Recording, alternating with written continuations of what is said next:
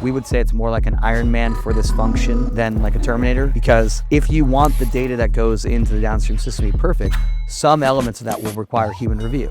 Every decision our software makes, whether it's what matter it goes into, what type of document it is, has to have a confidence score associated. If it's not confident, and a real confidence score grounded in reality, it's directing a person to review that to make sure.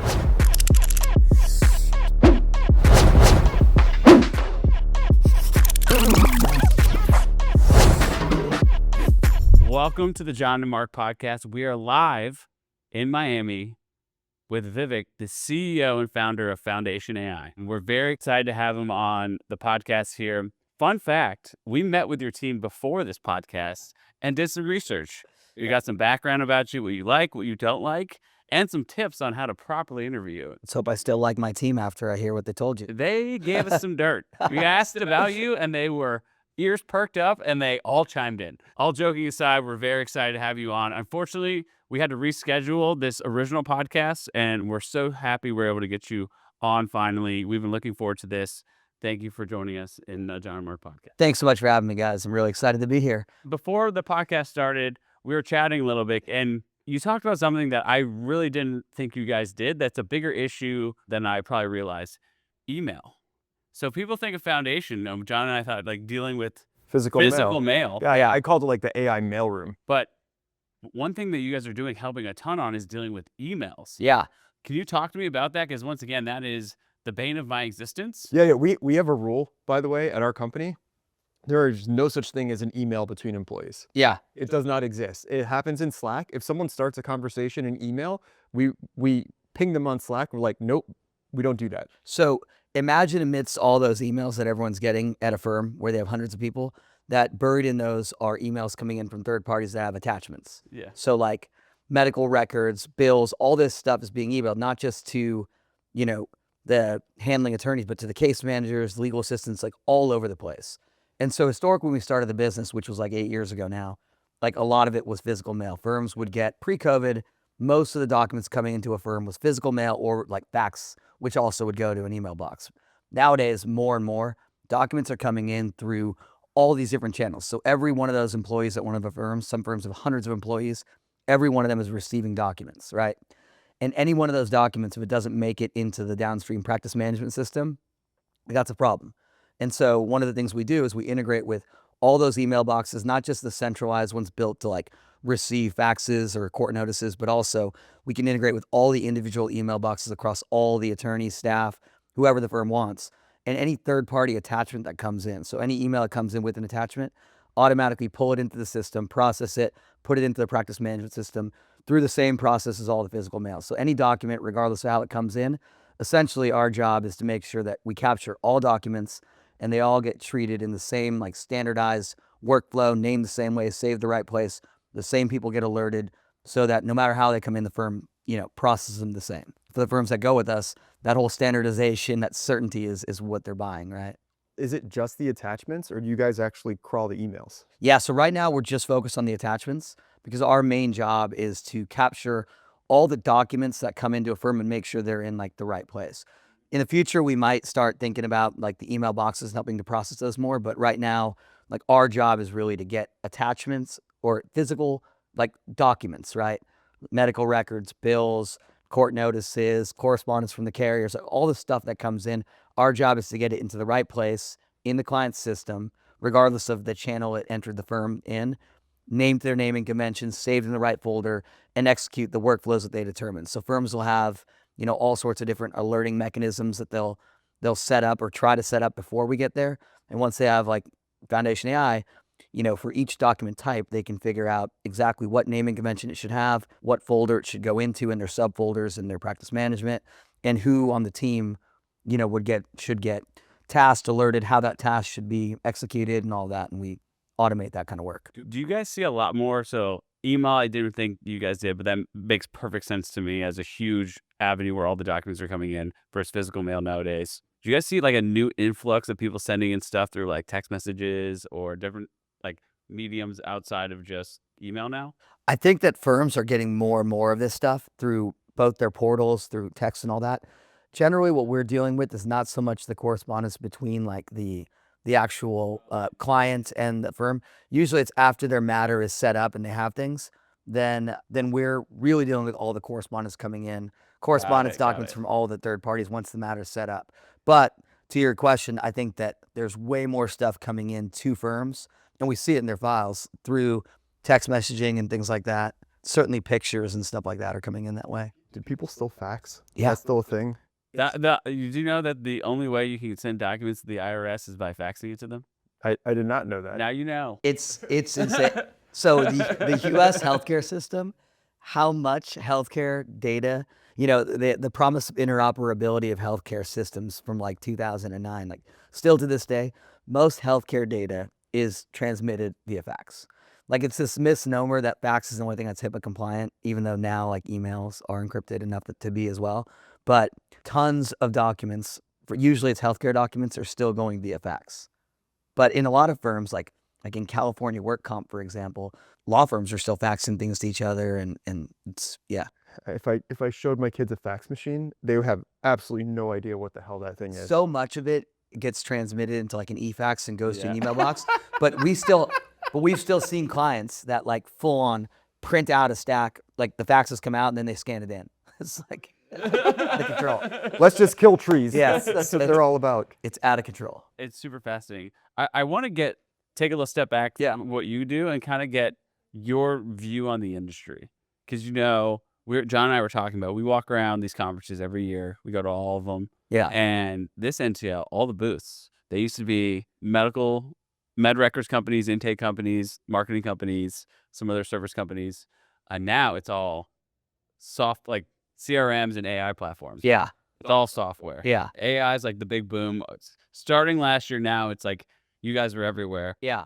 What's your take on the industry and to the legal space? And like, how do you see Foundation playing in that or dealing with the noise of all the different AI stuff that's going on? Yeah, it's a great question. And I talk about this a lot when I speak at these things. I think that, well, first, we've been doing this for a while, right? Before AI was AI, before ChatGPT came out, from the problem that I saw at the firm I worked at. But OCR has been around for a while. So I could take you back in the history of like how this all came about. But what really happened is COVID.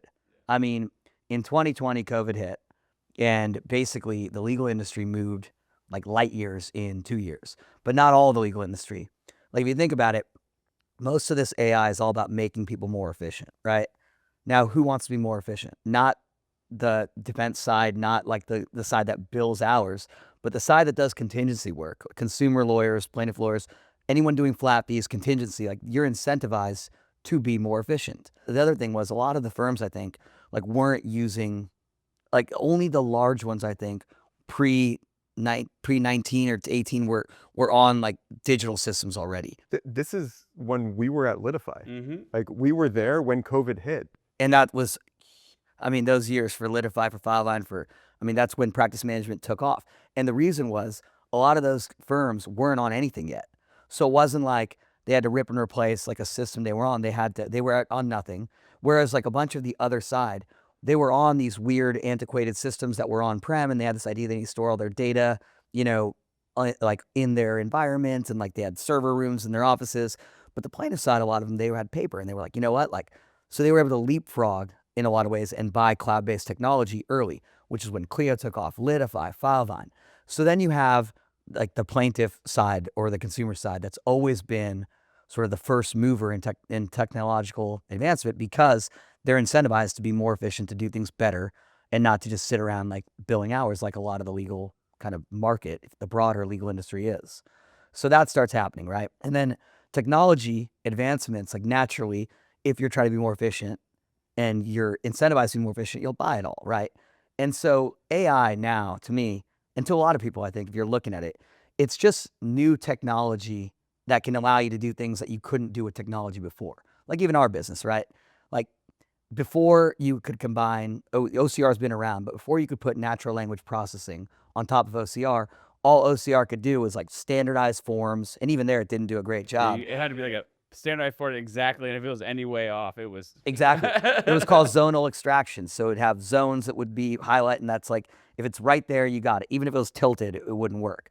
But then when you put natural language processing technology on top of that, you could all of a sudden start reading documents like a person and using NLP to do it. But you couldn't really do that until you had cloud.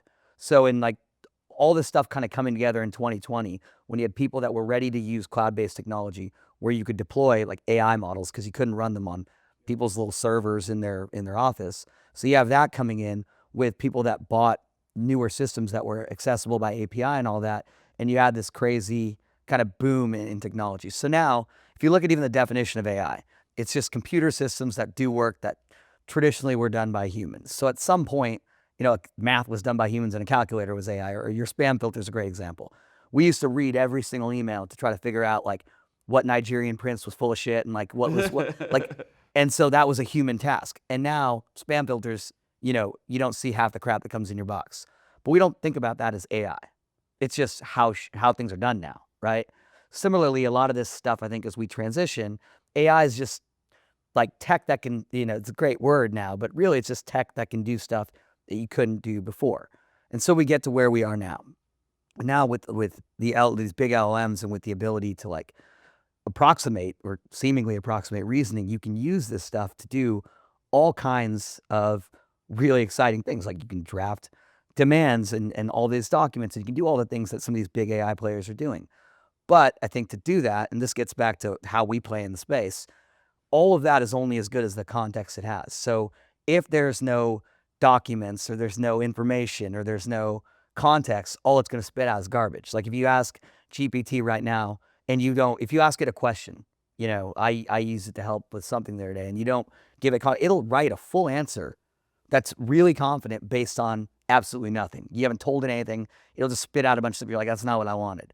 So you have to give it something for it to process and give you back what you need. And the same thing, if there are documents and the data and the evidence isn't in the system accessible to the AI, then that AI can't do much. So I think where we fit in is we're still just this bridge to capture everything that comes in and get it to the right place so work can get done. Whether that work is done by people and the job is to put it in a folder and assign it to like a paralegal to do something, or an AI, whether the job is it goes into this and now an AI is going to do the next task. So it's just kind of workflow orchestration using technology. Is Foundation built on OpenAI, on ChatGPT? Is it built on Gemini? Is it built on Claude? It's built on a lot of things. I'll give you the lawyer answer. It depends. But we actually we actually built a lot of our own models like way before you could use these LMs to do any of this. Now we have what we call an ensemble approach. So we have multiple models that are working at the same time. And one of the reasons that with what we do, you can't really use just an LLM, like an off-the-shelf LLM, it goes back to what we were just saying. LLMs, like they still haven't really solved the problem of them being exceedingly confident when they have no basis of being confident. So an LLM, if you ask it how confident it is in something, just reading a paper on this, It'll tell you it's confident. it'll tell you it's confident, Yeah. even if it's not, right? And what we do, the way our software works is every decision our software makes, whether it's what matter it goes into, what type of document it is, what the date of service is on the medical record, every decision has to have a confidence score associated. Because if it's not confident enough, and a real confidence score grounded in reality, it's directing a person to review that to make sure.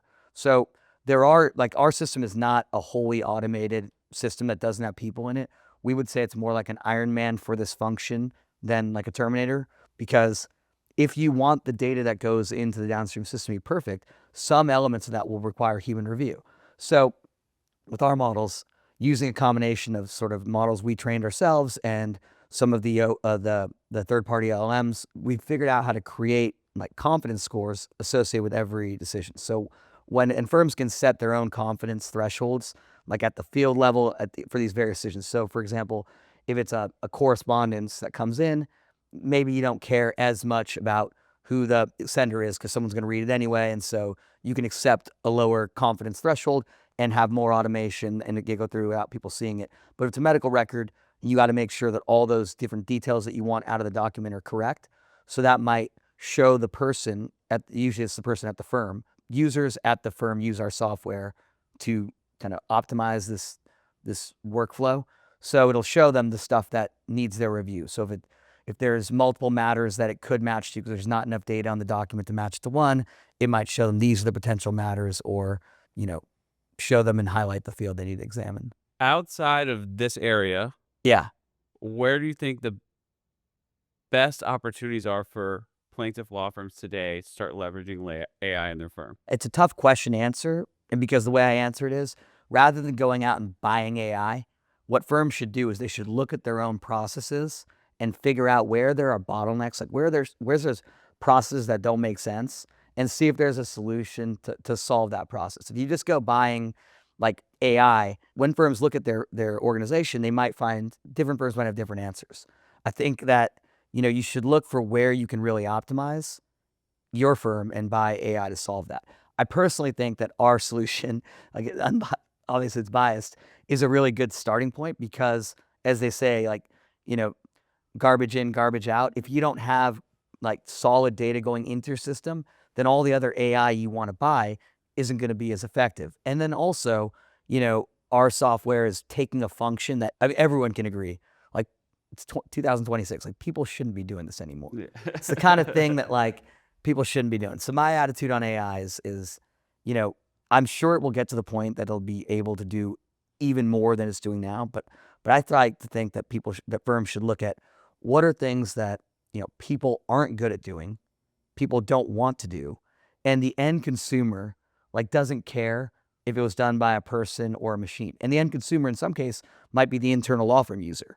And like, does the attorney, when they get an alert that this document is there in their system and it's named the right way, do they care that like a person did it or not? No. And there are lots of things that I think are still uniquely human in my mind. Like, I personally think that firms should try to have people answering phones and talking to, doing intake as I'm much in as they agreement can. with that one. Like, I mean, I'm the kind of guy, right? I'm pretty tech forward, but like if I call a number and I get like a machine, I'm the first guy just hitting zero, like give me a. Yeah, I agree. Yeah. Completely agree. I'm a loose cannon. If I can't, if I say talk to representative and I can't transfer, I'm just like screaming at my phone. And that's what I'm trying to change, like a flight. Like Yeah. imagine like you're Yeah. trying to talk about like a very traumatic experience and try to get, and so those are areas where I think humans are uniquely suited, right? And should be doing.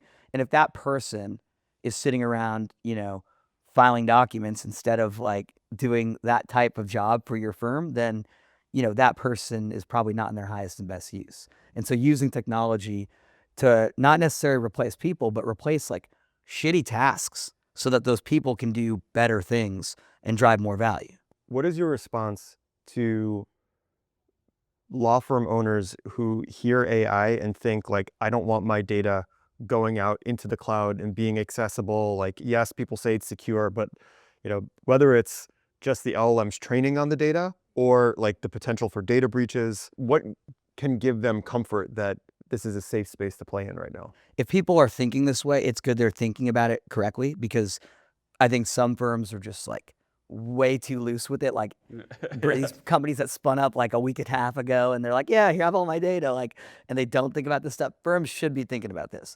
I think though, as a whole, like there are ways to evaluate your vendors to figure out whether they're legit or not, right? I think a SOC 2 type 2 is the base, is like kind of baseline, right?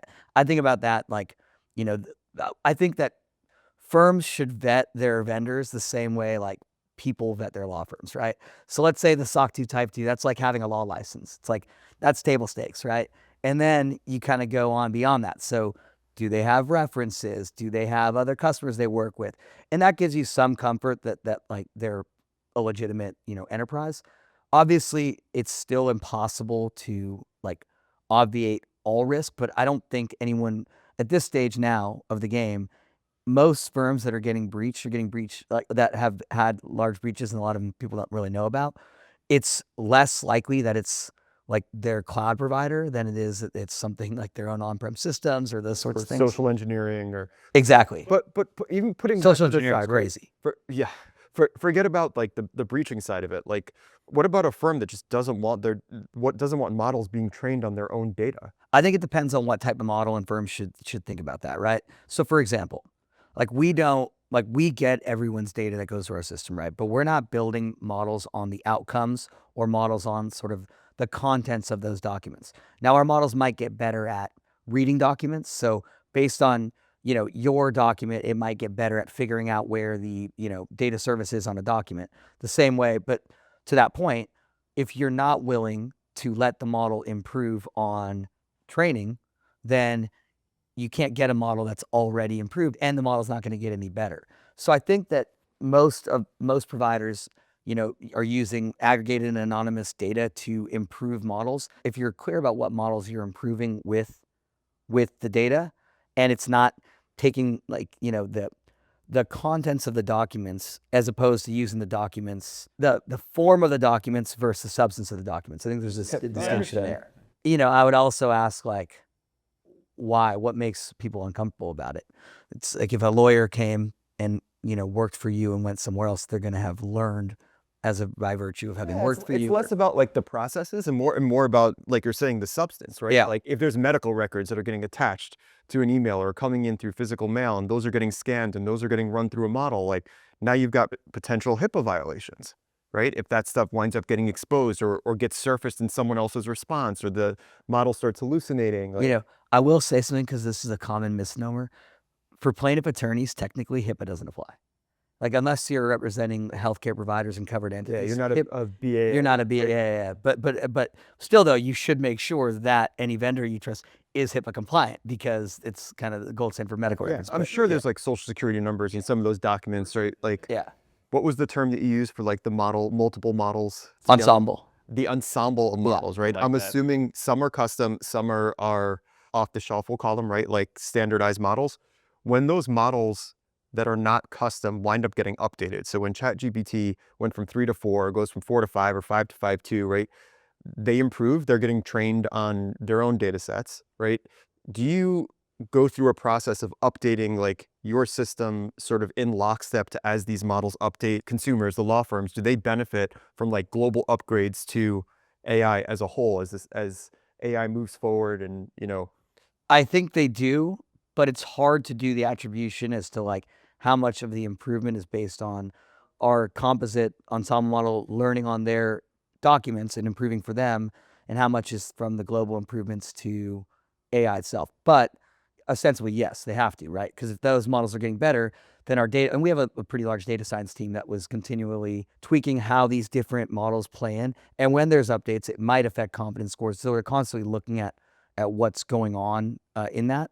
And we're accessing any third-party models are all being accessed through, obviously we have secure agreements where they're not allowed to train on the data and all of that. It's all, all that usually goes through your cloud provider. So like through AWS Bedrock or whatever, you have like specialized enterprise agreements that you can ensure that they are not training on your data.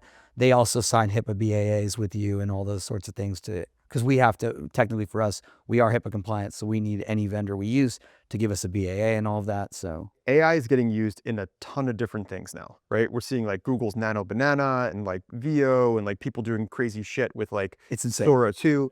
What is the most bizarre thing that you have experienced with the use of AI? Does not have to be related to your company. No, not at all. And I'm not talking about like on pizza or like people with like 6 fingers, right? I'm talking about like you expected some type of output and you got something just like off the wall.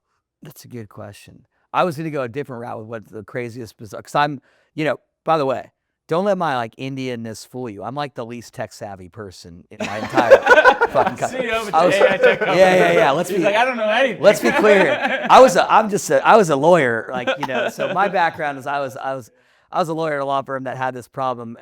I probably tell you that story because it's how this all came about. But to answer your question, I think the most bizarre thing about AI to me is just how realistic now, like the video stuff is getting. And if we were going on an entirely side quest here, I think that's insane, but I think there's also some positives to it, because I think that I have young children, so I think about this stuff a lot, like social media. How old? 5 and 3. Okay. So I'm wondering what the world's going to look like when they get older. And I'm hopeful that all of this like AI slop, as they call it, are going to make people kind of like go back to the real world a little bit, like in just social constructs, and not spend their entire lives like on Instagram looking at. You think that's really going to happen? You think people are going to like a lot of people re-engage? A lot of people are saying that now, with all of this sort of AI slop coming out, and this idea that you don't even know like who's real, who's not, and all this, that young people are starting to just get tired of it now. There's so much like of the content that they're scrolling through is like just AI created, nonsense. Engagement bait.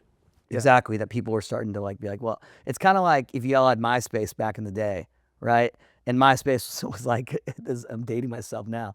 MySpace, and then all of a sudden it got infested Bonk, with do you know what bots. MySpace is? I have never been on it. Did you? No, have that MySpace? wasn't the question. Do you know what MySpace is? Did you have a MySpace? No, I didn't. Matthew, you ever heard of it? Never. Sorry. MySpace was where it was at, and then all of a sudden the bots and all the fake accounts came in, and everyone's like, "This sucks," and then went off it. So maybe something there. Yeah, but MySpace was static, Yeah. right? Like it didn't go through upgrades. People had like a song and like a Oh, background. and then you put like custom. I had a theme on your badass page. song, I'm telling you. What was your song? I don't remember anymore. But I Wasn't that badass? Yeah, I know. It's probably Regina Spektor.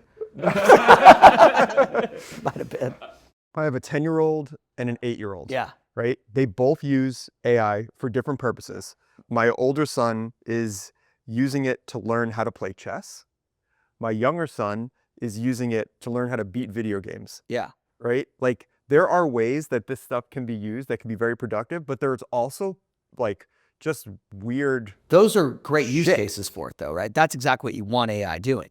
We did this. It was awesome. I think I posted a thing of this, but like my son has been learning how to play chess, and I'm like, you know what? I think Gemini, I can now do like a live mode, and I turned on the live camera, and I'm like, what move should I make? And it's telling me based on like looking at the chessboard, it can tell like what to do, and it's predicting moves, and it's insane. It's incredible. You're It's cheating incredible. at chess against your 10-year-old son? He beats me now all the time. You're using Gemini and you still lost? I did still lose. It's become kind of like a joke between me and him now. Like I can't beat him anymore.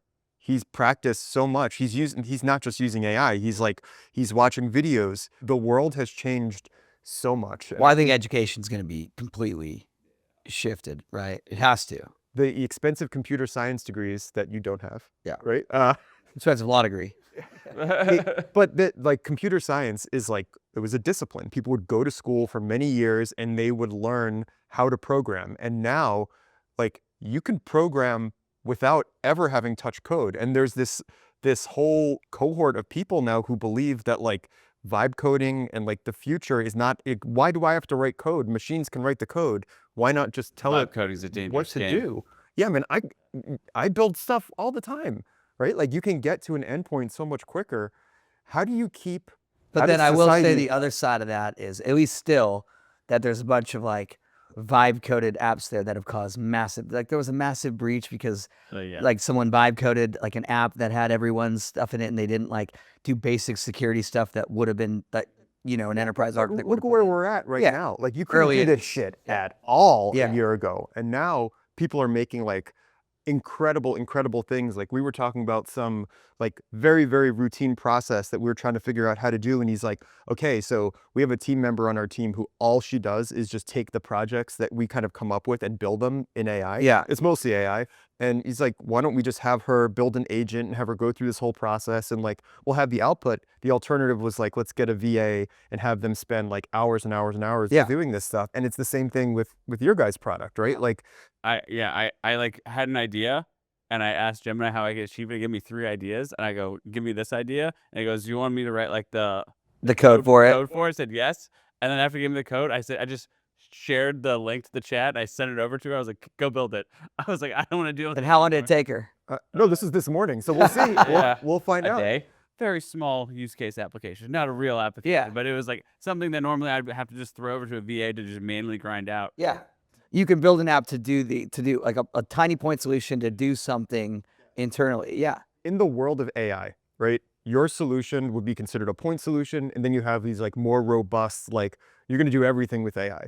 Where do the point solutions fit in the future as we go through like these constant iterations of AI becoming more and more robust and comprehensive and less hallucinations? I think that the point solutions will always have a place. Now, what AI is being used by the point solutions is a question, right? So agentic, for example, like there are lots of things that agents are good at. They can't yet do some of the stuff we do, right? But we're looking right now, for example, at using them to expand what we do.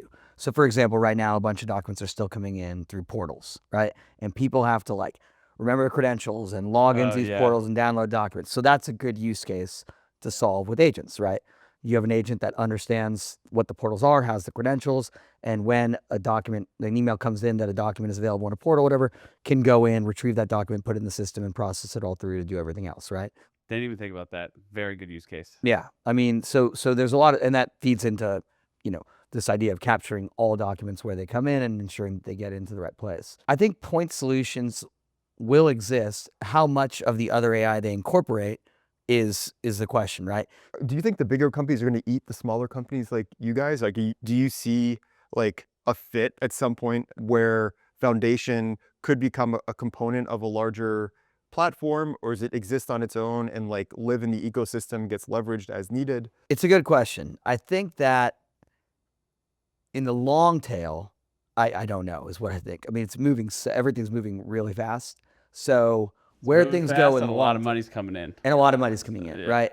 And so when you say the big companies, are you referring to the big companies in our space here, or the big companies like OpenAI and I was thinking less about like the open AIs of the world. I'm thinking more of like the ones that exist in our space. that are- okay. Yeah, I do think that it's a good question, right? I think that right now, for a lot of these things that are more workflow and more complex and more individualized by a firm, most of them are choosing the partner approach. Other companies try to build it. It's much more complex than it seems, especially when you get into after you build it for one customer and you go to the next and they're completely different and the next is different. Plus the amount of document variation. It just, the longer you do it, the better you get. It's at not even just document variation. It's workflow and all that. Like if you think about like Litify, right, where you were at, or Fileline, right? They're so customizable, right? And so every Oh, yeah, firm yeah. has customized it to their own way. So if you build a product and you go, great, I built it for this firm. It's awesome. I'm going to take it to this firm or that firm. Like it won't work. You have to make it so configurable that it can meet the level of customization that firms have gone through. We had to figure that out the hard way over years, but I think that's one of the barriers to doing a lot of this kind of work. I think also that right now the companies in our space, right, there's a whole universe of what I'll call the sexy things they're all trying to do, right? I'm sure you've had on your podcast some of the founders of some of those businesses doing all those crazy, sexy things. Yep. Like, like even at Subio Eve, they're all doing a lot of like, what I would call more closely to the legal work, right? Yep. And I think that the less sexy part of all this that is a lot more of the workflow orchestration and things like that is a little different because it can't be done purely by AI. It's a lot more, it's really a combination of engineering, basic engineering, because you have to integrate with all these systems and everything, and AI on top of it to be able to optimize these processes and workflows. And it has to, in our case, one of the trickier parts is being able to bridge the gap between systems and ensure that we're meeting customers where they're at. I was thinking about too when we we're talking about Litify and Fileline, like how much of a nightmare it must be for you guys to work with every platform, and like every customer's instant is different, Yeah. and in different stages or processes are followed, not followed, data hygiene issues. Like, Data hygiene issues. Full implementation. It has to be like you guys have to get like ingrained into the firm and because you're understand you're where to put all plugging the data. your inputs into their platform, and their platform needs to be like good. And we're taking inputs out of their platform because in order to match a document to the right matter, right? You gotta take You need to have they need to have good data. You need their data for what data exists on a matter. Because something comes into a firm, it doesn't have their matter ID. It might be a medical record that has a name and date of birth, and they could have 4 people, or they could be, they could have a SSD claim and a PI claim and a work comp claim, right? And it might be something from the court that has a case number, and that might not be in their system, or a claim number, or these documents all have various like identifiers on them that we have to be able to look at and match against what's in their system. That's a really tricky thing to do that and never get it wrong, right? So that's why there's humans in the loop, because you cannot be wrong. It's easier, it's better to have someone, to err on the side of having someone review to make sure which one of these is it just in case. Because if you're wrong and you put something in the wrong matter or a closed matter or something like that and someone doesn't see it, that's huge, right?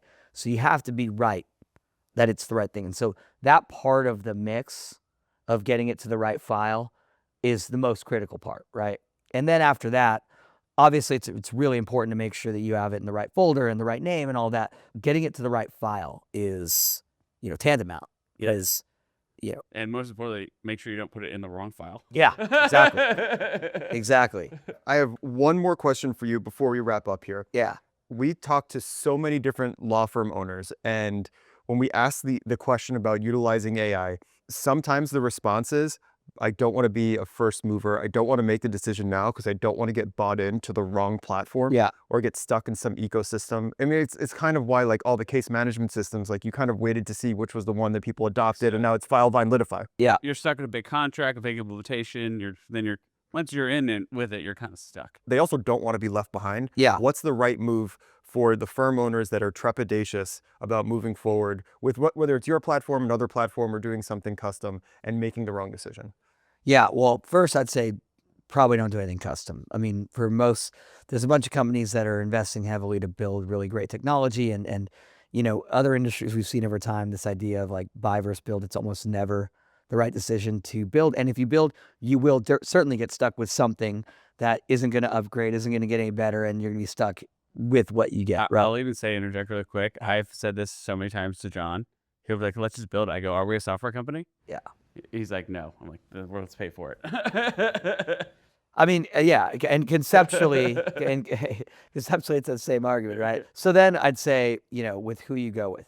I mean, I totally understand the worry. It's easier for me to speak about my own company because of what we do than others, because I'm not entirely sure how the contracting works. Like, but for us, like, we don't lock anyone into long-term commitments. Like, you know, our contract is a year, and then and then customers, we have very good success retaining customers because, you know, once they're using it, like no one thinks about going back to the old way. Like you don't think about getting rid of your spam filter or like not using your GPS and primping out like MapQuest again, like the stuff we used to do before technology like made it make sense. But I would think that you should go, but you know, I think it's really important to vet your vendors the same way you like customer vets you, right? Like, you know, customers, they look at Google reviews, right? Firms should ask, you know, do you have references? Can we talk to any of you?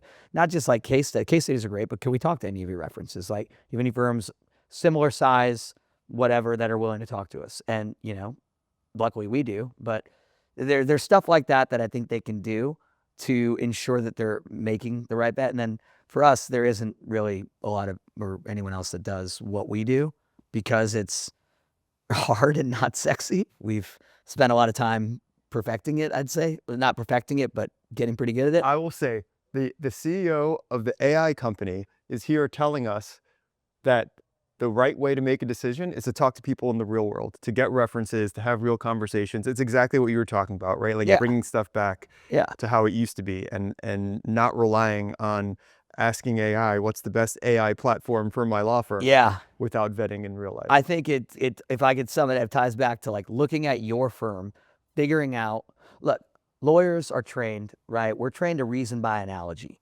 right? Our jobs and what we were trained to do is to like look at a fact pattern and find, you know, a different fact pattern that's similar, figure out what happened there, what precedent applies there, and then apply that to our fact pattern, right? Same kind of thing.